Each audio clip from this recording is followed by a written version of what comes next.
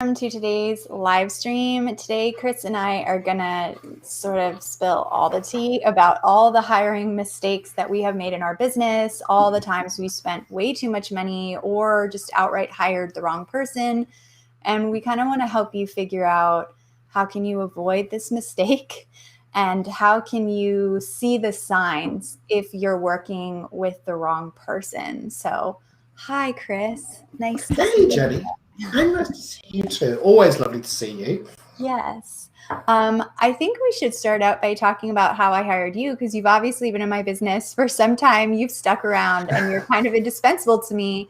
And I think a lot of people wonder how you find that. I get that question all the time. How did you find like your person that is like perfect? So talk to me a little bit about how that experience was for you. Well, not to put too fine a point on it, but I kind of landed in your lap, really, didn't I? You didn't sort of. It's not like you went like on a witch hunt for me to try and find me. It was back in the days when we were on Facebook. That's where our groups was, and I think you just saw that I was in there talking all the time, didn't you? Like giving advice to people and helping people and supporting people and cheering them on and things like that. And then one day I just got this 2-line email from you, which just sort of said, "Hi, are you free to have a chat?" And I was like, "Oh, sure." And and I think you alluded to working together, just like I wondered if you could help me with something. I was like, "Oh, yeah, sure." And I think that's when we had the chat, and that was back in the days where it was, could you just go on Facebook for me like 20 minutes a day, like 5 days a week? Could you just go on there 20 minutes a day? And I was like, yeah, that's fine. That's really easy. I'm in there longer as it is anyway. From that anyway, yeah. And that was it, really, wasn't it? And it sort of went from there. But I was the short version of it is I was a member. I was a member of was it called Subscriber Tribe at the time, or was it Etsy Academy? I don't remember. I can't remember. I can't remember. It was one of the two. But yeah, and it just sort of it snowballed from there crazily fast, didn't it? It's sort of I genuinely find it very difficult to remember from looking after the membership for 20 minutes a day, and that was all I had to do. That was all I had to do per day. To what I'm doing now. There's just I mean, obviously, it's not like it's not just been 6 months. It's been over the course of 3 years, but it doesn't feel like it's been 3 years. It feels like it's been a much shorter version of that. It feels like it's been just a few months, really. It's crazy. So yeah. Yeah, and I think this is something you've observed with other employees that we've had is like when you have someone good, you know pretty quickly, because when you go to look at the things that they're supposed to be doing, it's either always in your face that they've done something that you were supposed to do, or that, like they're always either a step ahead of you, or it's just so clear that everything you ask, they go above and beyond what you're asking. It's almost like you would always do the extra credit for me. And it was almost like, I was a teacher that you were like, okay, I have to get like 105 this semester, Yeah. I was the teacher's pet. Yes, I was. Kind of, yeah, in like the least annoying way possible, because you also just did your work and you didn't bug me about it. We've had this sort of employee where they need guidance at every step of the way, and we just don't have time to do that. And this is something I feel as a good employee, like you understood. As long as I gave you a good enough explanation of what to do. Yes.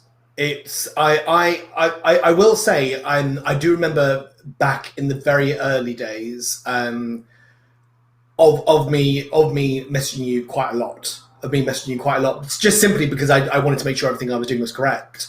And then as we sort of went through and and confidence built and things started to snowball a little bit, I was a bit like, oh, I'm not even going to message Jenny. I'm just going to do this, and if it's wrong, we'll just deal with the consequences afterwards. But yes, it was. I think any employee you take on any employee you ever take on to begin with is always going to have that. Is this right? Is that right? I've done this and I'm doing this. Is that okay? And I think one of the big things that we learnt together, both me and you, working together, was that. And it's still something I still stumble on it now. I still trip up on it sometimes. I remember, like, oh, I've got to something's happened. I've got to go to Jenny with that straight away. But you and I learned very, very quickly that actually, if I come to you with that, your response is always, okay, so what do you want to do about it? It's never, okay, well, this is what I think we should do. It's like, okay, so what do you want to do about it? It's always putting the ownership on me. And the more you did that, the more I was like, I would then sit here and go, all right, this has happened. I need to go and speak to Jenny. No, I don't need to talk to Jenny about this at all. I'm just going to go and do this. And if Jenny then asks me, I will tell her that I've done this. And I found that worked very well for us. Yeah, very well. Yeah, we've gotten to a point where you come to me with solutions instead of problems. Yeah. You'll be like, this happened. This is what I think we should do. And I basically say yes or no. Yeah. Yeah, that's it. Yeah. And even then, sometimes I don't even come to you about it. Sometimes I might sort something on Monday and I'll talk to you about it on the Friday when we get together and we have our meeting. And I'm like, yeah, I did this. I did this, and I stand by that decision that I made. And you're like, and I don't think you've ever responded and gone, no, that was the worst decision you ever could have made. Well, this is the other thing too. Like, even if you had made a bad decision, which I don't think that we've had this problem with either of us making a bad decision in a while. No, because we know where we're going. You know, we know what we want to accomplish. But even if that happened, it's not the end of the world. So many people are like, oh my God, this one thing is wrong and everybody's noticing. I mean, we've had things go wrong where we got like thousands of emails about it, like comments all over the place. Like, things have exploded, things have gone wrong. People have hated us. People purposefully watch my YouTube videos to give them thumbs down. Like, we have those people in our business. And you know what? Like, we're not perfect. We never will be. And I don't want to live in a world where I have to constantly force myself to be perfect for my business, because it's not going to happen no matter how hard I try. So there's really no point in pursuing it. So my logic here is basically, we can undo anything that we've done wrong if we just talk to our customers and see how they want us to fix it. You know what I mean?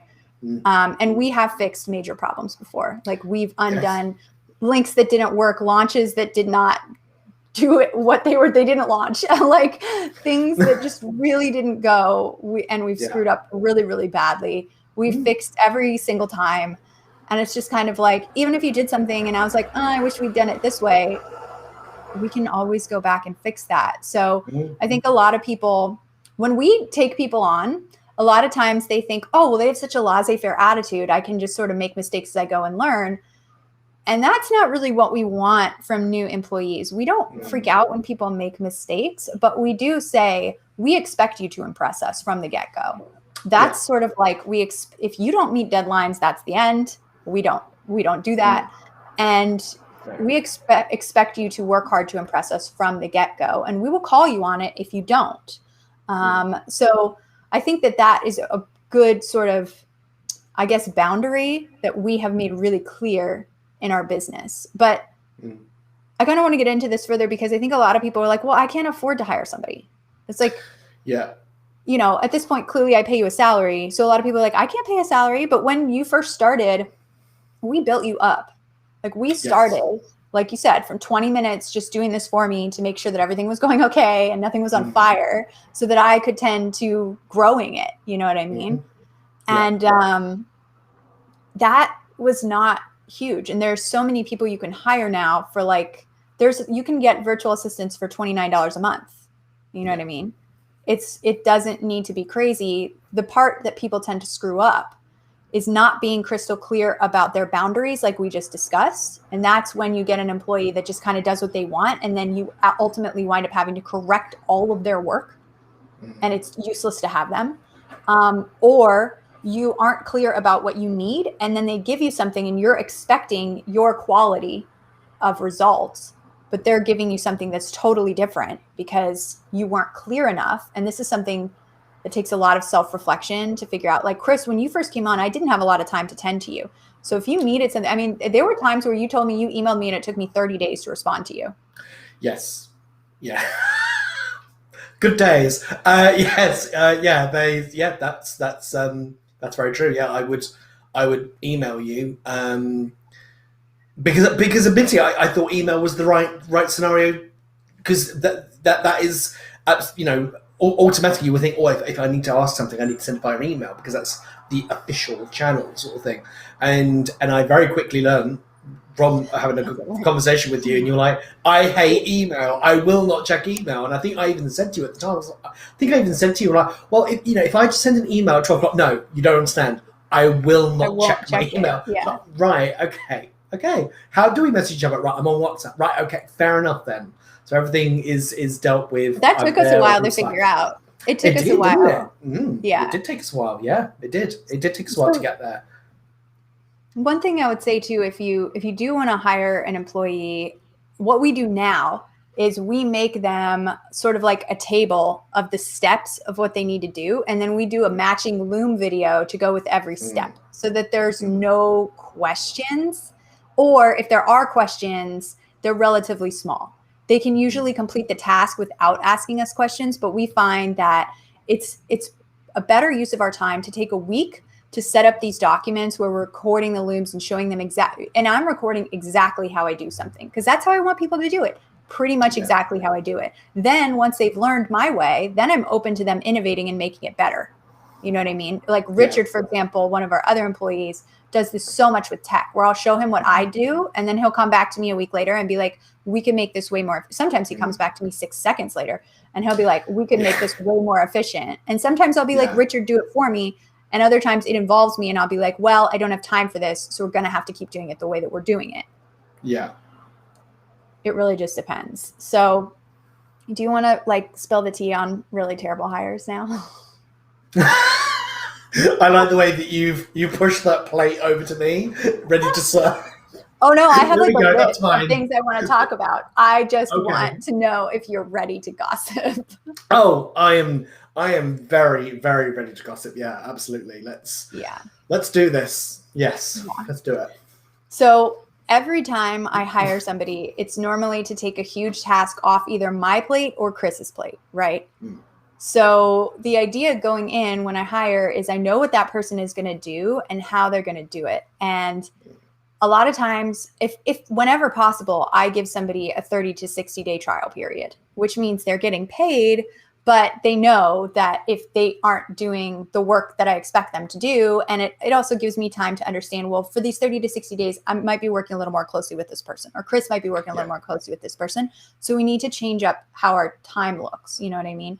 And even if you hire a $29 a month assistant, it's the same thing. Know that for 30 days, you might be working a little more closely with this person to get them where you want them to be. There's no such thing as somebody that you bring on and they just are perfect. Like when I brought on Chris, he already knew what I needed. I was hiring him for something he already did. That was great. But he's had to learn so much since then. Like I've put so many new things on him, and some of them he's created from scratch because I was like, we need this, figure out how to do it. And other things, I've been like, this is how I do it. We need to do it this way.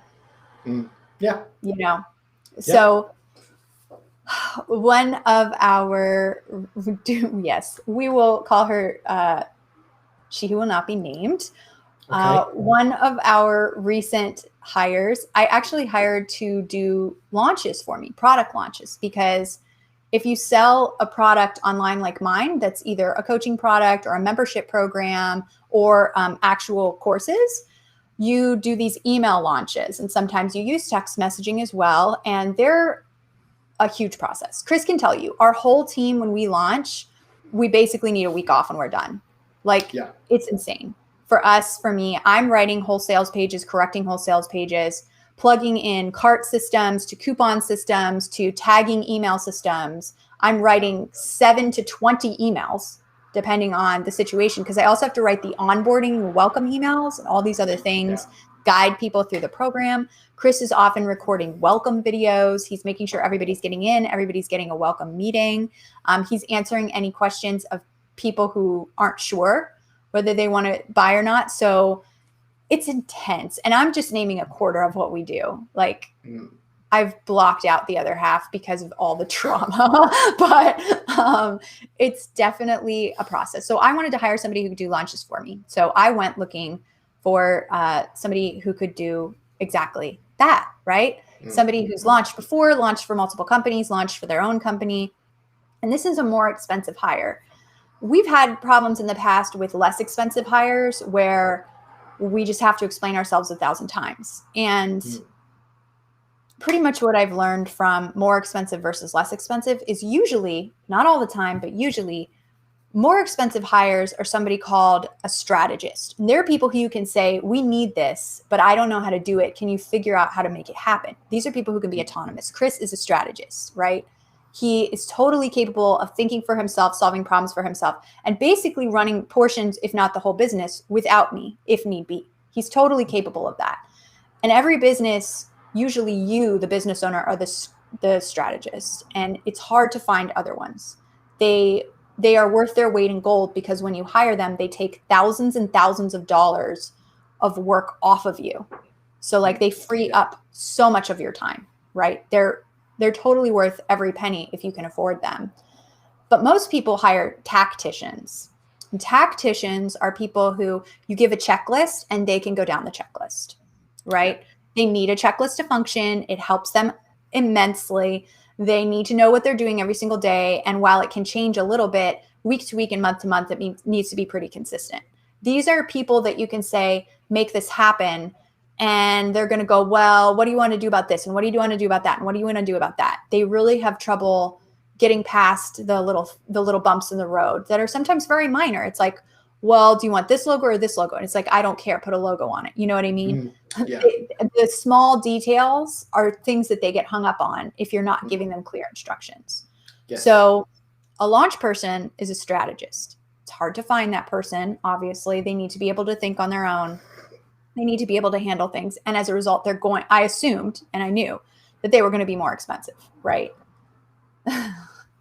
So we hired she who would not be named, who has all the things I talked about, experience, all these other things, and had a writer. The first red flag, and Chris, I think I told you about this when it happened. The first red flag, we write in a very specific way. And I have other ghostwriters that help me when I just have too much writing to do and I need somebody to do half of it for me. I have a ghostwriter. She's also very expensive. She's amazing though. Mm-hmm. So this person we hired said, okay, I have a bunch of writers on my team. This person writes for me and she's excellent, but I'm going to give you this person because I'm training her. Mm-hmm. You can kind of guess probably not only how that felt to me, somebody who was paying this person a lot, but also like, okay, you're telling me someone's excellent and you're purposefully not going to give them to me. Why? And we had this conversation. Like I have these conversations with my contractors. You have to have the hard conversations. We fired like 4 or 5 people in the last 2 years just because they were not doing what they were supposed to, or they were totally skipping tasks altogether, or we had these conversations with them in a very polite way and they just still couldn't handle it. She said that this person needs practice and is also great, and she wants her to get the experience. And I said, well, this is my business and it's not a place for people to practice. I'm paying you a lot. I want the highest quality of work. And she said, give me a chance. And if it doesn't turn out the way that you want, we'll change it up, right? Well, the worst part was we have all these launches that this person could have pulled from, but they totally rewrote our entire launch, which was problematic because they didn't write it in our voice at all. It was very corporate. It was also I read it and I was like, I'm not reading this sales page. And this is the thing, when you're making a product and you're writing a sales page, you basically need it to be amazing because people won't buy the product if they're not totally enthralled. I mean, this is something you guys have probably noticed if you're selling on Etsy as well. Like, people need to be drooling over your product to buy it. They need to be stupid excited about it. And that's how it becomes easier to make sales, right? The same is true with the course and online product. And you have to convince people that they want it. So we were reading this sales page like, oh my God, what do we do? Yeah. And it's not very often that Jenny picks up the phone to me and calls me late on a Friday evening. Normally on a Friday evening, I'm normally on the sofa. I've normally got a glass of wine or a vodka in my hand, and I'm on the sofa. Week is done. So when around about 8:30 p.m. my time here in the UK, and Jenny's name flashes up on my phone, the first thing I think in my head is, what's happened?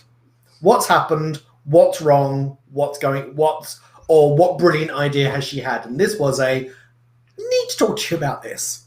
need to show you this, and I need your opinion on it. And yes, sorry, Jenny, I didn't mean to interrupt you. Pretty much felt the same way. Yeah. When you have, I mean, it's kind of important to have a trusted colleague or friend in business that you can show these things to. If I hadn't have had Chris, I would have used a text group, like my text group buddies, my business text group buddies, to do this. But being able to show something, sometimes you just aren't sure of yourself. And sometimes you're like, well, maybe this is better than I think. And also we were a week away from launch. So for me to rewrite the whole thing, Yes. I needed to know then and there if that needed to happen. And I didn't have time to indulge my brain's emotional roller coaster of, well, what if this, what if this, what if this? No, I just needed to deal with it. So I showed it to Chris, and he unfortunately confirmed all of my suspicions and then some. Like, you had things to say that I was like, oh, I didn't even think of that. It's so bad. You know what I mean? It was dull. It was really rough. And it was like, you could have looked at our original, which was enticing. We even said, don't do too much with the original if you don't need to. We just need to get this launch out and running and good and tested so we know. Well, after that, I started writing my own. So of course, and this happens sometimes, I stopped communicating with her for a couple of days, and she assumed that we had approved it because I had given them a bunch of comments, but I had stopped halfway through because I'd realized that I needed to rewrite the sales page, and that there was no amount of time that would allow them to get to my voice, or no amount of talent that would allow them to get to my voice in a week.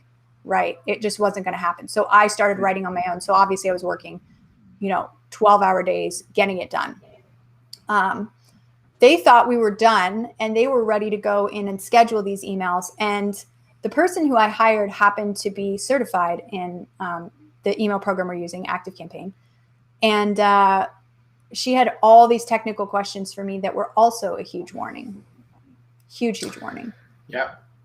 And it was like, well, if you're certified in ActiveCampaign, you should know these things. You know what I mean? And obviously, I would expect her to have questions about how we'd set things up, our system, but she was asking more basic technical questions. So if you've hired somebody to do something technical for you and they have basic questions, like, this is why we like to do an interview process now and sort of test them, see what they're doing, be like, okay, set this up for us and show us how it would run, so that we can see what you're capable of.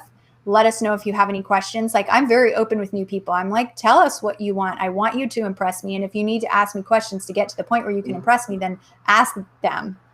Yeah. But we can tell now. And this was something stupid that I did. I was in a rush. I wanted to get a launch out. I was super just like stressed and nervous, health problems going on. And I was just like, I need this to work. I need somebody to take this over for me so that I can focus on my customers, which I wasn't able to do at that time. I was too busy. And it resulted in me actually needing to double down on my time quite substantially, and going through everything a gazillion times, fixing it. And that launch did okay. It didn't do horrible. I fixed it. It was mine. It didn't do as well as it had done in the past, but it didn't do horrible either. It was like, it was very middle of the road. So I was like, okay, cool. We saved that. From my perspective, we saved ourselves from a disaster. Right? Because it would have been a disaster. If our launch that I worked my butt off on did middle of the road, then imagine how her launch would have done. It would have been embarrassing. People would have been like, this isn't your voice. This isn't you. What are you doing? Sounds awful. Why would I buy this? Like, we would have gotten those comments. I know this for a fact because I was thinking them about a product that I know works, that I believed in. So at that point, I talked to this contractor and I told her my feelings, and she was like, well, I thought that this was approved. And I was like, I was busy rewriting this launch because my business can't not launch. We have employees to pay. Like, I was, of course. And I was very honest. And I was like, this is nowhere near our writing ability. I just think, and this was the point where we should have discussed, oh, this is refund time, or, oh, this is when you give me a better writer, or, oh, whatever. But at that point, I was too gun shy. And I was like, I'm not comfortable with you guys writing launches for me. I'm sorry. This is just a task that I clearly need to take myself. Yeah. She said that there were no refunds. And I was like, okay, let's see if we can use the money that we already spent on you this month to mess with our social and our Instagrams. Because at that time, we didn't have an Instagram that was active at all. And I was like, this is something that I know will build up our exposure, and I want to do it. So of course she gave me the same writer over again, even though we'd had this conversation before. And she was like, please just give her a chance. We're just going to be pulling from your articles to feature nurture content, like your blog articles as Instagram posts, drive people to the blog. It's not going to be hard. It's not going to be a big deal. We'll let you approve everything before it goes out. And we did this for some time. And we saw some Instagram growth. But Chris, I think I called you like, maybe it was like 2 months after she started. And I was like, how does our Instagram feel to you? I think you also called me a couple of times when we had, because they were also doing our graphics, weren't they? They were also doing our graphics for things like that. And anyone who knows me well enough knows that I am the thorn in Jenny's side when it comes to design things. Like Jenny will show me something, she'll be like, hey, what do you think to this? And I will pull it apart to the very last pixel. And sometimes that's had a response from Jenny, like, right, fine, you do it then, on that one. But this was can you just have a look and let me know what you think? And it was like, no. The graphics were real bad. Like, and I had a feeling they were bad, but I was like, maybe, because like, when you see the Instagram feed as a whole, it sometimes goes together really well. And the first images they had posted looked better than I thought they were going to look. So I was like, maybe I'm just being difficult. Because this is a perfectionist thing. And I was basically asking Chris to call me on my perfectionism, and he wound up telling me, no, you're completely right, and these are awful. Yeah, I mean, I think there was actually one graphic that I had to completely redo myself and then chop it up into 9 separate squares and do that myself, because it wasn't. Do you remember that? That was one of our first ones. It wasn't aligned at all. It didn't align. We had to take it down from Instagram and put it back up because it was. Yeah. It looked insane. And it was like, there are apps that do this for free. She should have checked. Like, we were on later. Yeah, and it looked horrendous. Yeah. It was really bad. And a lot of you are going to be like, Jenny, why were you still working with this person? Look, guys, contractors can be convincing. I believe in giving people second chances because I do not like the person that I was as a teenager and a college student. I do not think that person had their priorities straight. And people have given me second chances, and it made a huge difference for me in how I feel about myself and how I work today. Right? Yeah. So I believe in second chances, and it is a lot of times my downfall. But it's also a core value for me where I just need to understand, honestly, and I think a lot of people have this problem. I just need to understand my boundaries better. And at this point, anyone who is thinking that this person should have been long gone is correct.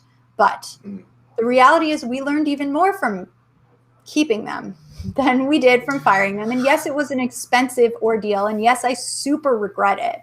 But now we can sit here and tell you, these are red flags. These are things that if they're happening to you, it's gone too far. These are things you should watch for when you're hiring. And if somebody is kind of having to convince you, and I do not think I want to be clear with this because I have had contractors gaslight me into this, and that is not what was happening here. Yeah. She was convincing me, and I was willing to give her a second chance to prove herself, because every time I gave her a second chance, I basically said, blow me out of the water. And it just wasn't happening. She was being very realistic too. She was like, it might take me a couple tries to get to the point where you're truly happy, but it should be at a point in a month from now where you don't really have to supervise at all, and you're just like signing off on things and they're good to go. And there were points where we were working for her where that happened. But then when we looked back at our Instagram during that time, and I invite you to scroll back, you will know pretty quickly where she stopped managing it. And also you'll be able to see just how corporate and lifeless those posts felt. I remember, Chris, I think I sent you Plant Queen's Instagram because I had been playing on Instagram at night, and I fell in love with him. And I think I was like, why is our Instagram utter trash compared to this? We had a conversation, didn't we? And I think even I said to you, and I just went, why does everything just feel? Well, I think I said to you. I mean, this is obviously before we went into Jennico and Bump Centers, but I just sort of said, I went, why does it just feel like everything we're doing now feels very corporate-y? Where's the fun gone? Where's our voice? Where's our voice where we used to not poke fun at other people, but like we used to poke fun at situations. We used to poke fun at this. We were loud. We were known for this. And I said, and as time has gone on, I feel like our voice has diminished more. and the corporate of the company has risen up. And I said, that feels a bit icky to me. And I won't lie, I actually thinking, and Jenny may very well come back and say, but that's the direction we're going in. Like, right, okay, fair enough. I'll be on board with that. And I said that, and you were like, oh, thank God you've said this. And I was like, right, there we go. We're on the same page again. And from that day, wasn't it? It was from that day we just said, we're not doing this again. It's everything we do. Instead of dissecting it needs to be us. It has to be us. Yeah. And I mean, here's the thing, and I think a lot of people experience this. At that time, she was growing her Instagram. It was growing, and I didn't really understand. Like, I knew how to grow Instagram 5 years ago, but I didn't understand how to grow Instagram now. So I was really nervous that when I let go of her, everything was going to crash and burn, and it was going to be severe, and I wasn't going to be able to figure it out, and we weren't going to grow at all, and it was going to be super embarrassing. Not to mention, I was like, well, if we're putting in all these work into post, we'll feel like there's no point if nothing is happening. And this is how I think a lot of people get you, is they get you these small results that you feel that you personally are not capable of. And this was like a mindset problem that I had, but we made the decision to take it over ourselves anyway, because I said to myself, it might take me a year, but I think I can solve this problem myself, or our team can solve this problem. Between us, we could figure it out. And between the internet, we could figure it out.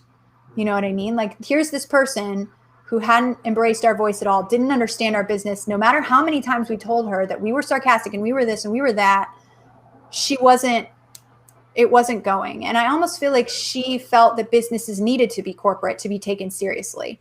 And so this is really important. If you're working with somebody and they're doing something in your voice, they need to love your voice now, understand it, be all for it, not have differing opinions on, okay, well, you have to be corporate to succeed. This is something my 7-year-old father has said to me 1,000 times. You can't have curse words in your business. You can't be yourself in this way. It's not okay to be this revealing. It's not okay to do this. It's not okay to do that. And those are the things that people tell me constantly, that they prefer me to other people because I do. Because I curse, because I show real numbers, because I'm honest, because like we have moments where we're not perfect and we draw attention to them because that's what being alive is. We're authentic. We try. Yeah, we try. I think we are very authentic. I think one of the reasons that you and I got along so well was because straight right from the very beginning, back in the days of Facebook, was because of my sarcasm. Because I do remember putting on chats, going, because apparently that's the right way to do things. And I think you probably read that and were like, why do I just get this feeling this is my kind of person? And I joined you purely for that sarcasm and your authenticity with it. And I do think we are. I think we are, like you say, I think we do draw attention to the things, the hard conversations. And I think that's what makes us different. But I agree with you with what you said about your dad. That you can't swear, you can't say these things, you can't be dishonest. And like, I've got my parents, and even my parents are like, and you do what? And you say what? And I've explained it all, and they're like, I don't, like they can't get their heads around it. But I love that about us, and I love that we're like that. So yeah. Yeah, and I feel like if you hire a contractor, you need to make sure that they understand what makes you special. This is a great interview question. Because if you're interviewing them and you can say to them, hey, if you wouldn't mind, take a look around our business, get a feel for it, because I'm going to ask you some questions about this in your interview. And if you interview them and say, what do you think really makes our business stand out, or why is it different than others you've seen like it? And they answer that question pretty spot on, and they sort of understand that, that's a great sign. And this is something that when we asked this to this contractor, I think she was like, it wasn't really the same, I think she may have, I don't think I asked this question quite the right way either. Now in retrospect, it's hard to remember back 8 months, but yeah. So we were at this point with Instagram where I was scared because I was like, when it stops, it's going to stop growing and we're going to regret it. And I didn't want to grow it with all this sort of super corporate stuff anyway. It just doesn't feel quite right. And I do think if you ask this contractor from her perspective, what did she do corporate? No, she'd be like, no, this was like super fun. It was pink. It was crazy. Like we had bad words in things. And like, that really just illustrates a complete lack of understanding of what people were looking. It's not, you can't just add in a few curse words and be our brand. You know what I mean? Yeah.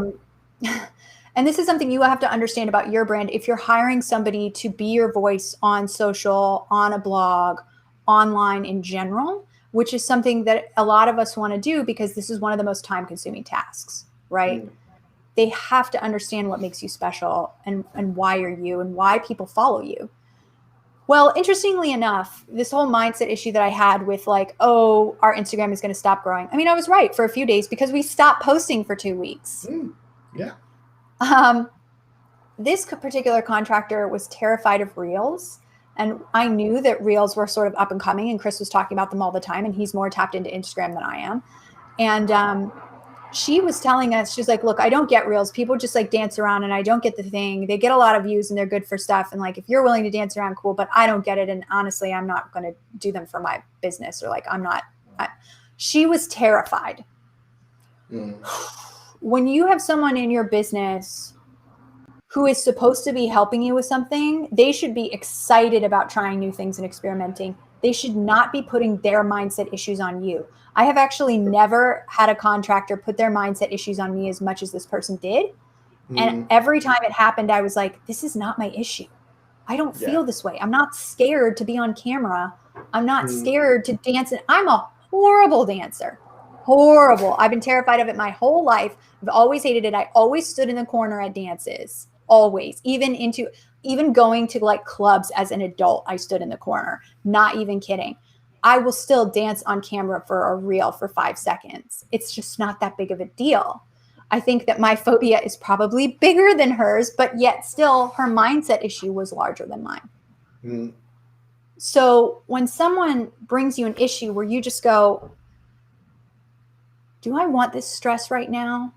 Is it necessary? Does this actually reflect how I feel? And you're like, no, none of these things. That is the sign of somebody who is going to bring you down with their own baggage and their own mindset issue. So the first thing I started doing, because she was so afraid of them, was Reels. I was like, let's see how bad this is. And it was fun. I filmed a collection of them in a day. You can probably tell because I'm pretty much wearing the same 3 outfits in all of them. And was I happy with the content? Like, look, I was trying first Reels. I'm not thrilled with what we've done, but I also need to find my way, and I understand that. And I need to figure out a strategy and all those other things. So that's sort of where we're going. But at the same time, we've seen more Instagram growth in the last 2 months than we saw all 8 months we had her times 2. She got us about 900 Instagram followers, and now we're well over 2,000, and that was all us. Yeah. So that mindset issue I had about like, I have to keep this person because they're helping me grow, when I actually had the challenge of figuring out how to grow myself and it put that weight on me, I figured it out better than she could. So think about this with your contractors for sure. Like, don't get stuck in this loop like I did. I'm here talking to you because I don't want you to make this mistake. But at the same time, I made a mistake for so long, so repeatedly, that I feel it would be stupid not to share the little nuances that occurred that made me realize that this was a mistake time and time again. For sure. Like, please, if you have any doubts about somebody, Chris, like, tell me what your perspective was, because you were giving me doubts about this person from the beginning. What was it like for you watching this? It was very uncomfortable, truthfully. And you and I have never had this conversation. What I'm about to say to you, you and I have never discussed prior to this. But it was very uncomfortable because I could see what they were doing. I could see what they were doing, and how it was some of the benefits, but there were a lot of elements of it where I was sitting there going, this isn't our voice. This isn't us. This isn't what she is, what this person's recommending and saying what we should do. I'm sitting here going, that's not the first thing that I would focus on at all, personally, on that. But at the end of the day, there are times where I've gone from being a community manager on Facebook for 20 minutes a day to where I am now in the business. And I am now, and sometimes it's about having to step back and go, but this person knows a lot more than I do. Or at least that's the impression that I got. This person knows a lot more than I do. And so actually, maybe how I'm thinking about this is wrong, and that I should maybe be changing the way I was thinking. But it was always a nagging thought that never left me. And it wasn't great. And the thing with me, and I have discussed this with you, is that my personal business approach with things is Miranda Priestley from The Devil Wears Prada. Is of course, because it's I can't remember the actress who plays her, but that's that. I'm going to lose my. I was just going to say I'm going to lose my gay badge for that one, aren't I? Not remembering her name. But yeah, it was because I. It wasn't that she was awful; it's that she was feared. She's feared in the film, and I've always thought that so long as you go in, and so long as the people who are working for you blow you out the water, then they don't have to worry about the jobs and things like that. And that's what I've always been like with you. There we go, people. You've heard it here officially. I've been treating Jenny like Meryl Streep. There we go. And trust me when I say she's not like that at all. But the way I've always seen it is whoever comes to work for us, or on that one, is that they should blow us out the water. It should be impressive. And when it's not, and I didn't feel that it was with this particular person, you do suddenly sit there and go, well, then why are we doing this? Why is it, why? And I do think that it's hard when you and I are working so hard and doing our best and, stretching our skills and our comfort levels all the time. And then someone comes in and they're kind of half-assing it. And you sort of go to yourself, why am I working so hard? It just is it's just like a second thought, because you're like, oh, well, this is my business, or like, I want this to grow, or I love this and I want it to continue existing. But your brain does that for a minute, because the brain is always looking for opportunities to make things easier and make things simpler and just do less. Right. So it really felt that way sometimes, where it was like, if this had worked, and I can tell you from experience that using the material she made us would not have worked. But if it would have worked, it would have been like, well, why are we working so hard? That sort of feeling creeps in a little bit. And you can't let a contractor make you feel that way, because that's a really bad sign. And like I said, there were just so many tiny nuances where, she was afraid of this that was working, and new things were scary to her. And the advice that she was giving us was highly Googleable. I didn't know why we were paying for it. You know what I mean? She was sending me around in circles. I mean, when we did Instagram ads with her, the ads that she used to get us more email subscribers worked beautifully. But once we reverted to paid ads, I mean, this was the last straw for me.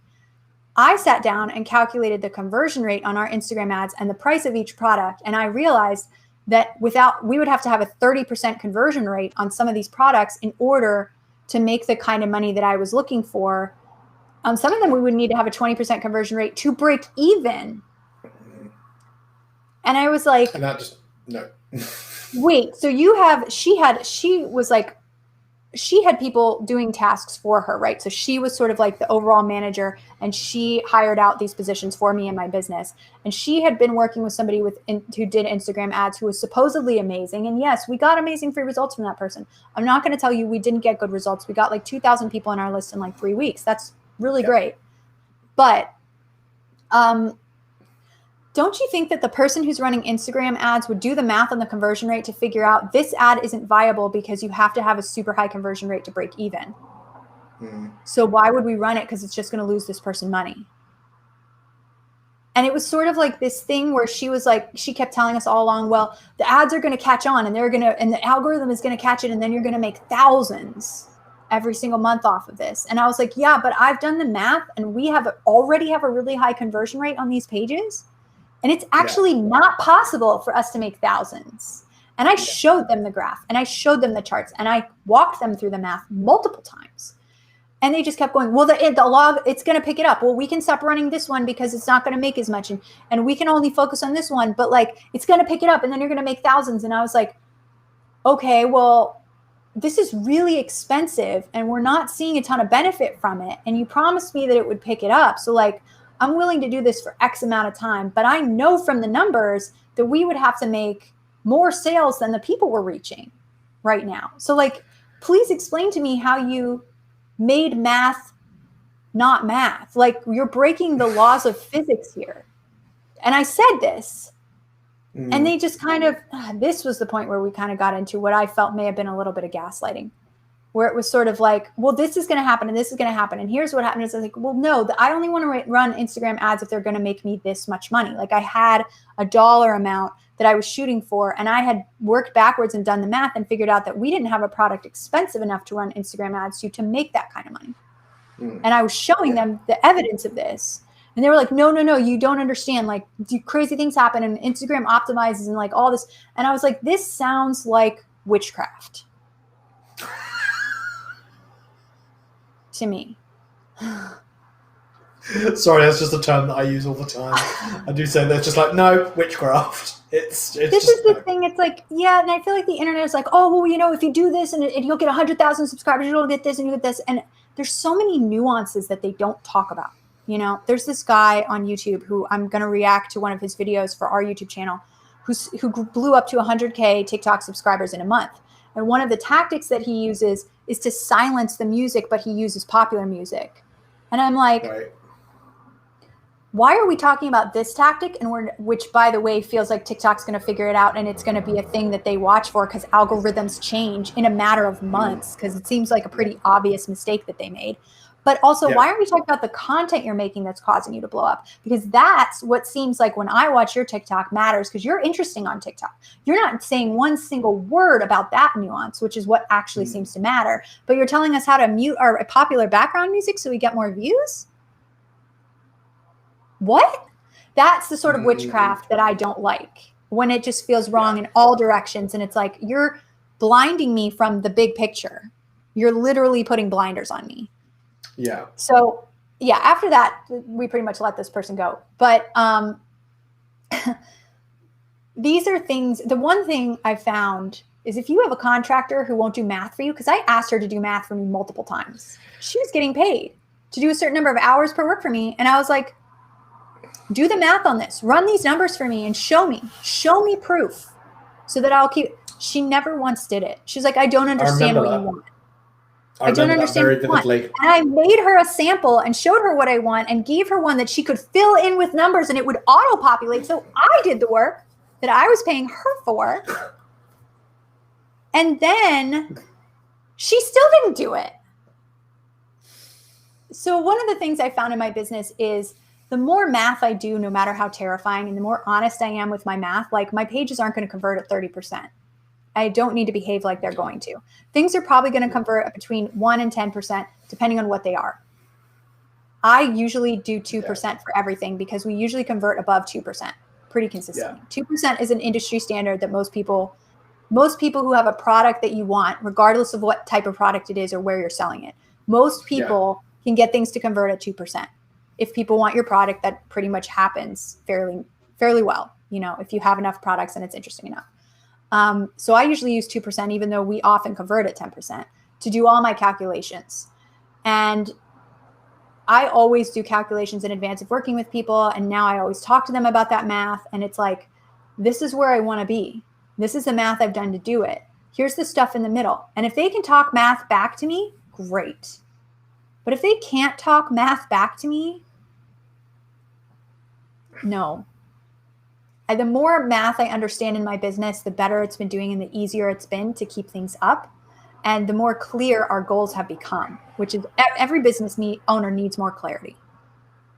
Yeah. So if you're hiring a contractor that's giving you less clarity, or that isn't listening to the math, or that can't do the math for you, especially if they're doing something like Instagram ads, which is like, hand me $3,000 and I'll make your world blow up. I want to know where my $3,000 is going, what the conversion rates are, and how it's working. Yeah. I mean, all she was doing was collecting numbers for us from Google Analytics, which I was like, so wait, you're just repurposing numbers that I already understand and can look at in Google Analytics? Yeah. How is this helping me? Multiple times I said, well, what are you trying to show us here? Because she was just collecting numbers for sake of collecting numbers. It wasn't giving me any more clarity in my business. And we got to the point where I said, don't even bother doing this with your time anymore, because it's a waste of my money. I don't need it. Yeah. I can look at Google. I understand, unlike her, I understand Google Analytics and what it's telling me. Not to mention, there are 500. Here's the thing that really bothers me. When contractors don't tell you that there's a tool that can do the same thing they're doing for cheaper. Now, I understand if it's their living, but if they're giving you something special, like they're giving you amazing Instagram content and they're engaging with people for you and they're growing your Instagram in an organic way with realistic people who are interested in your product, that's one thing. They can use those tools all day, and I understand what I'm paying for there. But there were tools. There's a tool called Click Magic that I found not long after she started making these little click things for me that will track all your things for you. You plug in all your tools and it tracks it all for you. And it's a monthly payment for a piece of software. It's not $200 an hour.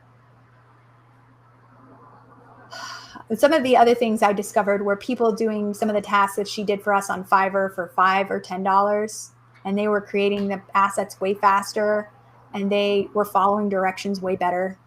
That was sort of another wake-up call for me, is that, you don't have to pay a gajillion dollars to somebody to do something for you.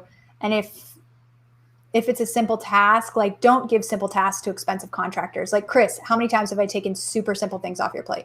I'm like, you should not be doing customer service all day. You should not be doing these day-to-day tasks. You are a high-paid contractor because I need your brain in it. I'm paying for your brain. And it has thrown me plenty of times that you've done it. It has, genuinely, because I think as a contractor, you make certain parts of what you do your own. So customer service at one point was something that I did and I focused on, and everything was coming through me. And then for you to come in and just go, no, you're not doing this. This is not worth your time. You need to be going to do this because I need your brain over here. I'm like, oh, okay. There's that disappointment of, but that's my baby, giving it to somebody else. But yeah, absolutely. It's there's been plenty of times, like you said, that you've said, no, don't want you doing that anymore. No, because now that we've got that working perfectly, I can get somebody else to do that, and I can get someone to do that really, really quickly. I can now do this, and I want you to go and do this. So yeah, you do pull me out and shove me in different directions quite often. Well, sometimes, it's fine if you're doing things when we have time, when it's like, oh, these graphics need work. Like, Chris is so good at graphics, but it's such a minor task for his brain, for me to be, paying for his brain, because his brain is so capable of doing so many big things, like huge money earners in my business. Right. So obviously it's like, that's where I want him to be. And I think we've really taken you and turned you into a strategist. You were always capable of it all along, because a lot of times you can't turn tacticians into strategists, but strategists can be anything. But I think you survive better as a strategist than you do as a tactician. I would say Richard is quite a tactician. Richard loves absolutely. He loves checklists, doing the same thing. And you need these people in your business. There's nothing wrong with either role. No. But when you find somebody who can be a strategist, it is rare. And when you find somebody who can kind of do things autonomously and do them right and come to you with solutions instead of problems, it is rare. So of course, when I noticed that trait in you, I was like, oh, okay, we're going to I think that's why that I found this particular person uncomfortable, because in my head, I was like, if this was me and I knew exactly what I was doing, and I didn't know exactly everything you should do, because if I did know, I would have done it myself. I would have come to you and said, I'm not being funny, I can do this. But because I didn't see them blowing you out the water, and I kept hearing you saying, blow me out the water, blow me out the water, blow me out. And I kept sitting here thinking, what's being missed? What isn't happening? What isn't clear at the moment? What isn't clear? And it's just the way. I suppose it's how different. But you and I have joked plenty of times, and where you've said, all I need to do is clone you, Chris, and everything's sorted, and everything's wonderful. It's like, okay. I keep Googling it and seeing if there've been any breakthroughs, but it's just nothing at the moment, I'm afraid. But yeah, I do think that it was a very good lesson to learn, It was a hard lesson to learn. It was a painful lesson to learn. It was an expensive lesson to learn. And it was Mm. also something that directly contradicted with, you know, my own values about giving people second chances, where this person did not deserve a second chance from the get-go. And I did it anyway. And it's something that I have to sort of sort out. And as the business owner, some of these things that you have that you hold on to will trip you up. Yeah. But if you know that they're there, you can be vigilant. And this is something I'm now hyper vigilant of, where I give you 2 chances and that's it. This person had 4, 5, 6 chances. I don't do that anymore. Yeah. So I've set a clear boundary now so that I can keep my moral value, but I also do not screw myself over. Yeah. You know? Yeah. And Chris is partially here to call me on that too, because there are times when I try to convince you of things and you're just like, your logic works, Jenny, but it doesn't make sense that we would do this. But the other thing I would say to you is that works both ways for us, I think, because there have been plenty of times that I've come to you and I've said to you, hey, this has happened and we need to do this. And you've come back and you've just gone, no, I don't have time for it. I've got much bigger things going on than doing this. And I'm like, okay, fair enough. And that's it. It's rare. It's very, very rare. But it is. But I know. But when I hear that from you, I'm like, I'm not bothering her with this anymore. And I'll just go off and I'll be like, right, I will drop that thing. Just because it bothers me doesn't necessarily mean it bothers you. But I do think that I think I think the best thing for us is we have very my personal opinion on this is we have very high work ethic values. I think we enjoy work. We like to do work. We like to work hard. We like to see the results from our work. We like our members to be happy. We like all those types of things. And I think that's the reason we work very well. My one thing I will say is, and this is to everyone, is that if you are going to hire a contractor, a strategist, it doesn't matter who it is you're going to hire. Remember, this is your money. This is your business's money. This is they are there to help you, but they are there to blow you out the water. They are there to impress you, and they should impress you. That's my personal belief of it. But they should be there to make your life easier, not harder, as was experienced in this very recent experience. Yeah. And I think Chris hit on something really good. When you have you need to work with somebody who has a similar work ethic to you. You know, just because it's not their business doesn't mean that they shouldn't be excited about it. And if you're finding somebody who's just doing day-to-day tasks for a paycheck, they're never going to work very hard for you. This is why it can be really difficult when you're hiring in sort of like when you don't have as much to spend on a hire, when you want to do that $29 a month, you need to just keep those tasks super simple and clear, because those people want to keep their job, but that's about it. Right? Yeah. So keep that in mind. When you are looking for these people, interview them. Give them a short period as a tester, 30 to 60 days. Some people go 90. Make it clear that you don't fuck around with deadlines and you want, sorry, I just got demonetized on YouTube, great. And you want to, it was worth it. And you want to get them to blow you out of the water. That, like, make these things clear. Be like, if you impress me, we'll never have a problem.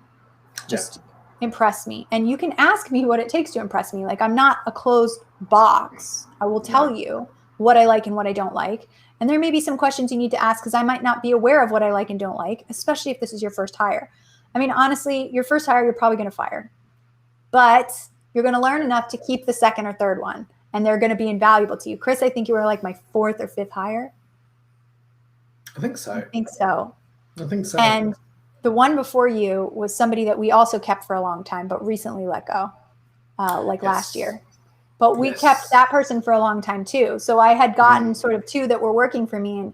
And Chris just turned out to wind up being so much better than that person that it almost made that person who initially was like shiny and highly capable to me be like, oh, well, you're not really meeting our standards anymore. You know what I mean? Yeah. And it's like more of the same. It's like when I hire, I'm looking for Chris's and Richards. You know what I mean? You get to that point where you know what you need and what you want. And sometimes a contractor that's just doing 5 or 10 tasks a month for you for a low amount is that for you for a while, especially if you very clearly know what you need. If you can literally like tell somebody exactly how to do it in a Loom, record the whole thing, and have them just go in and do it exactly as you do it, those people are easy to find, and they can be really affordable. For sure. Wendelin says, I already called dibs on Chris 2.0. I didn't see that. I didn't see that at all. Sorry, Wendelin. I will say that any future clones or copies do belong to Jenny. She's never shown it to me, but I'm pretty sure she has a contract out for it. So for any clones, just automatically belong to Jenny on that one. I'll fight her on it one day. The other thing I would say is, and I do say this to a lot of people as well. And well, when I say people, I say it to a lot of my friends, because I think the way I communicate about work, people, my friends do assume, they're like, so do you and Jenny like run the business together? I'm like, no, I work for Jenny. But the big thing that I say to people all the time is, but the difference is I care about the business as if it were my own. I care about the business as if it was my money was behind it and things like that. And it's not. It's not. Essentially, I work for you, Jenny. That's the reality of it. If I were to define what you were, it would really be like a partner in crime situation. Do you know what I mean? I have somebody who I can talk to when I'm stressed about the business and who doesn't freak out because, I'm the boss and, oh my God, the boss is freaking out, so I should be freaking out. Like, we have sort of a back and forth relationship that works for us. And not every contractor is going to do this. I've had a lot of friends who've tried to replicate what we have and have asked me a lot of questions about it. And I'm like, it just kind of happened. And it's also very much, it very much reflects the fact that we have really similar working styles and we have really similar thoughts about the business and we have really similar tastes. That is not, you're not just going to find that. I got stupid lucky and I may never find it again. It may only just be Chris. It's possible. I don't know why I would need to find it again, but if I had like another role that was like Chris's assistant, maybe. Jenny needs to be my assistant. Yeah. But at the same time, like, just keep in mind that this grew. We were not just like this. It was probably 2 or 3 years before we even started talking on a regular basis, because otherwise I was just telling you what to do. Pretty much.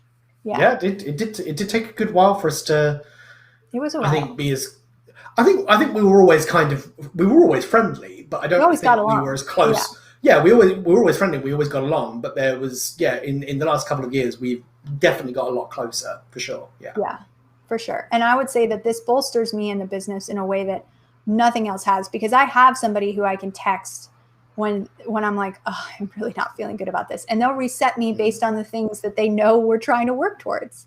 So they have a very real feel for what we're trying to do. It's almost like having a co-founder, but like you still get to do whatever you want. It's the best of both worlds. Love it.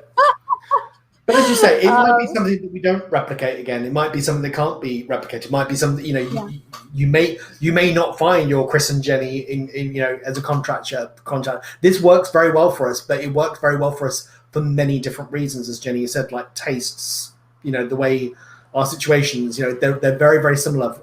And we do get along very, very well. But I think it works for us. Melita asked where we hire. Based on our story, you might not want to hire where we hire, but but if you are just starting out, I almost always recommend fancyhands.com, which does virtual assistants 5 tasks a month for as low as $29 a month. And the reason why I recommend Fancy Hands is not because I think they're going to be particularly amazing and you're going to find your Chris, but because if you're first hiring, you need practice. And this is a good amount of money to spend. It's not too obscene or anything like that. It teaches you how to manage somebody else. It teaches you how to make those documents where you have the steps with the checklist and the Loom next to it where they can watch a video of you doing it and see what you want. And it also gives you a feel for what other people's work quality is like compared to yours, right? So Fancy Hands is definitely a good one. I have hired for one-off jobs off Fiverr a lot lately. small jobs, graphic jobs, thumbnails, things that I just don't have time or want to do, somebody making me a product video, that kind of thing. Those things, they're good. They're not like amazing. Like they're not like I would make them, but I have to ask myself, do I have the 2 hours, or in some cases with a video, the 8 hours it's going to take me to make this amazing? Or is there a task I could be doing in the business that would make me more money and I could just pay somebody else to get me halfway there? So I do compromise occasionally. Like there are certain, like there's thousands of graphics in our business. Like our Canva account is overwhelming. And one graphic that somebody else does because I need it in a hurry and I don't have time to sit there on Canva and then run it by Chris and do this and do that is fine.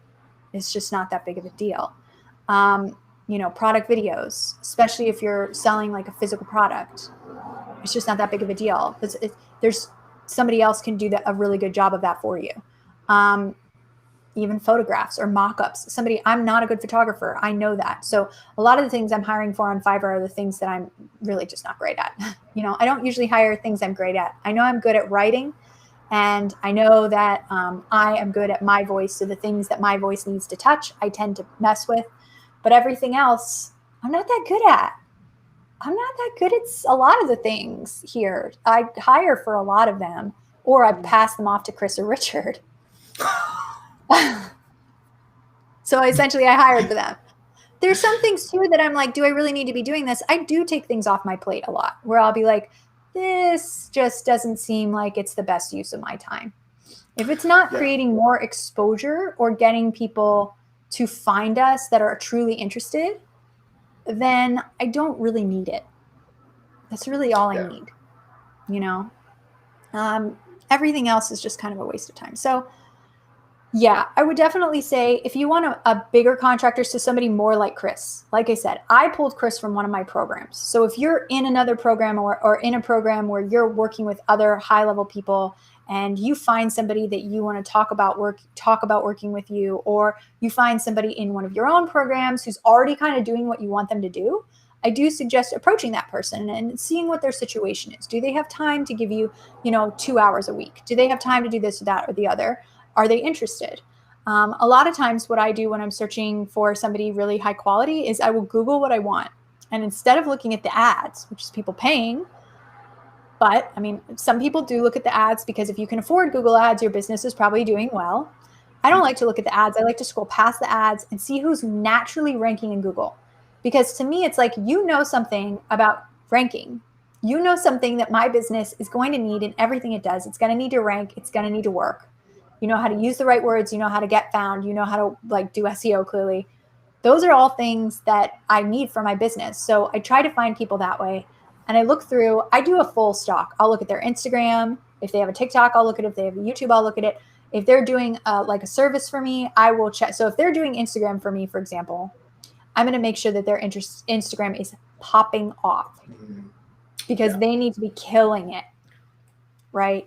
So those are all things that I'm sort of focusing on.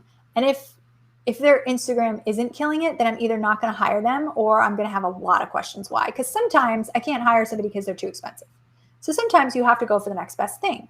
And when you do have to go for the next best thing, I ask those probing questions. I make them aware that I will say things when things don't feel right. Because otherwise I'll just sit at home and torture myself.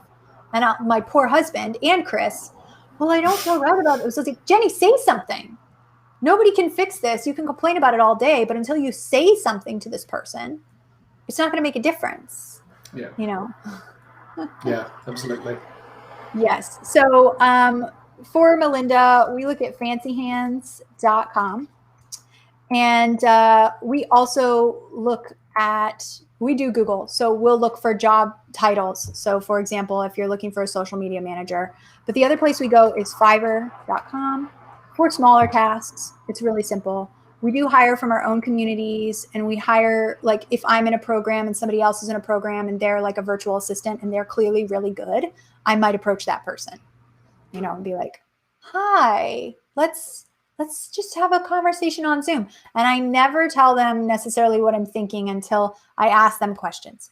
My goal is always just to ask somebody a crap load of questions. I don't just want to be like, I need somebody to do X, Y, Z, because they're going to be like, I can do it. And here's why. And here's this. And here's that. And we're going to do great together. And that makes you feel really good, but it doesn't actually get you where you need to go. You need to ask a million questions, particularly about the things that you're going to have them do, about people they've worked with in the past, about projects they're working on and how they feel about them, how long it took them to complete those projects, if you ask people how well they do with deadlines, they're going to lie. And they're going to be like, I'm great with deadlines. You need to ask questions that get you more information than that. And there's tons of them online that you can Google easily. But yeah, I ask a lot of questions about the task I'm specifically trying to have that person. So like when I hired Chris, I think one of the first things I said when I talked on the phone with you or Zoom, I was like, so do you like being on social media? Do you like talking to people online? Do I like being on social media? That changed.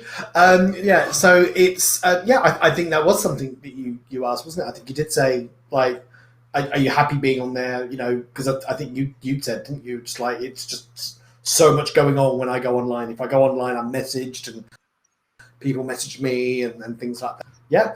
But I agree with you. If you're wanting to hire someone like this, then evidence is key, I think. Like not just, are you good at deadlines? Yes, I'm great at deadlines. Okay, that's all I need to do. Who's going to tell you that they're bad at deadlines? Yeah. Absolutely, nobody. Yeah. Like actually back up what you're saying or what you're asking. Ask them to back up what they're telling you. Well, the thing that I was trying to do with you was I knew that I didn't like answering messages all day because I was like, I'm saying the same thing to people over and over again. I'm writing blog articles about it and then linking them to it, but then I'm still having to repeat myself. It's also not cool to just be like, hey, look at this blog article. It's like, well, here's an explanation for your specific case. I wanted to give people that level of care. And then I wanted to be like, this blog article might help you. I didn't want to just be like, go here, read this, because it doesn't help. And not everybody's going to do that. So I really needed somebody who was more interested in talking to people all day and potentially repeating themselves than I was. And I wanted somebody who was more social than me and it's generally more extroverted. Honestly, that's what I was looking for. Somebody who's more extroverted, likes talking to people, wants to work a job where they're with people, has maybe worked a customer service job in the past, all of which I think were boxes that you ticked when I talked to you about them. Yeah. Yes. Yeah. Those are the questions I was asking. So I knew what I wanted and I had written it down. And I was asking questions to see how close is Chris to a match here, you know? And I think I asked you some really weird questions, you know, like if you could run your ideal business, and if you could get paid to talk to people all day, would you do it? How would it look? Like weird questions. Yes, you did. I did. Some really weird questions. And you probably were like, what the fuck is she on about? I mean, I've demonetized myself, so I might as well curse like crazy now. Jackie, you were really like, what is she on about? Like, I think you even gave me a look like, what is this? What are you doing? I think these were all questions before you actually told me what it was you wanted me to do. So I think I was a bit like, yeah. Yeah. You run this thing that I'm a part of, but like, why are you asking me all these questions? Why are you asking these really weird questions? Yeah. Yeah. Yeah. And then the other thing I'll say before we go is you went through some training with me too, not just with me, but I hired experts who knew better than me and had them train you too. So Chris actually has knowledge that I don't have. And we've done that twice, I think. So Chris actually has a lot of knowledge in my business that I never even learned. So those things are basically just his baby. And I will never touch them because he knows and I don't. Yes. That is very, very true. Yeah. We have done that twice. Yeah. And I think the first time you were like, wait, what do you want me to do? The first time, because I think the first time that was the first thing you gave me after being on Facebook for 20 minutes. So I'd gone from this, I'm doing this 20 minutes a day, and if I'm on there an hour, I don't care if I'm on there an hour. If I'm on there 2 hours, I'm on there 2 hours. I don't really care. To this thing that I would just pick up and I would drop it whenever I wanted, to suddenly having this much bigger conversation about what we were doing in the business. And I was like, I was like, yeah, we're moving off of Facebook. We're doing all of this. You're going to be the main person of contact for people. How do you feel? And you were cool with it. But then I was like, okay, I'm going to have this expert in community management train you. Because neither of us were we had learned on the job. And I wanted us be at a higher level. So you and I both took her class from her, but she worked with both of us. Yeah. And she worked with you very closely in the community manager role, and she worked with me very closely in the business manager role, which were very different. Yes, and I've spoken to her only very recently, that person, because she wanted to know how far, give her a testimonial about how far I've now come, and it was quite strange having that conversation, because obviously with you and I, we have a conversation every week, a couple of times a week, and things like that. But it's very interesting to have a conversation with someone that you've not actually spoken to for a couple of years, properly for a couple of years, and then go, so when I met you, you were like this, you were that, and I'm like, wow, I was, How far you've come. You don't see how far you've come, whereas I can literally like look back and be like, oh my God, it was so different. You know what I mean? Very, very strange. And like people that I only see rarely will be like, oh, he's your assistant now, or he's this, or he's that. And I'll be like, where have you been? And they'll be like, last time I talked to you, this person was just doing 20 minutes of work for you. Yeah. But I actually made her cry. I actually made her cry in my testimonial, which was, I was quite impressed. I made her cry. She didn't make me cry, which I was a bit like, yay, I'm growing. Because I always cry at everything, as we both know. But Yeah. So, it was, but it was good. Remember that like some of your employees, like, and as we leveled up, I got training, he got training. It was something that we just understood had to happen in the business. And the first time he did it, he was like, this is a little weird. But then when you dove in, you were like, oh, I love this. I get it. I see now, like, I'm really getting a lot of responsibility. Okay, I'm ready. You were much more like, and she taught you things that I didn't even know. So sometimes having somebody else train somebody you want to work with, if you know what you're trying to do, can really be a game changer for you in terms of like, okay, I need this person to do this for me, and I need them to be better at it than me. And here I have this person who I already like, who I'm already working with, and I want to level them up. And that's sort of how I felt with Chris. And it's something we'll probably do with Richard eventually too. Yes. Where we just keep leveling people up to the point where they'll get to the point where they're unhireable except for obscene salaries, because they have so much ability and have taken so many expensive trainings, basically. But I'm cool with that because you work for me, so I get the benefit. I'm not going anywhere. I'm staying here till I die. I've decided that one already. Yay. Yeah, I would fall off the planet with Chris. It would be real rough. I'd basically be like, okay, guys, I'm just going to be like disappeared for 2 weeks until further notice, because I have to go freak out, and then I have to figure out what to do. It would be real bad. It would be real bad, yeah. Oh, dude, incredible. Oh my God. So I hope that helps you guys with hiring and understanding like where to start. Definitely start small.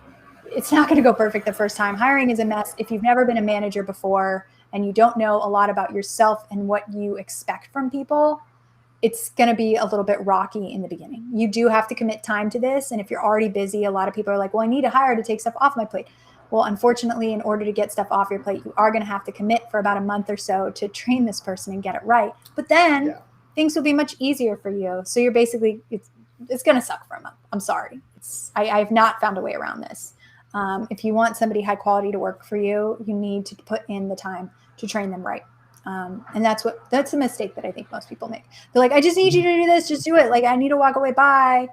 And then that person is left doing something that, if for a business they don't understand, for a person, they don't know what you want, and they just try their best, and you wind up firing them 2 months later. Yeah. Don't do that. Okay. No. Yes. Well, thank you for watching, to everyone here. And for everyone who wants to, I think we have a question session coming up later today. The link will be dropped in our text group. We do. And see you guys then. Hope this helped. Take care, everyone. See you all soon.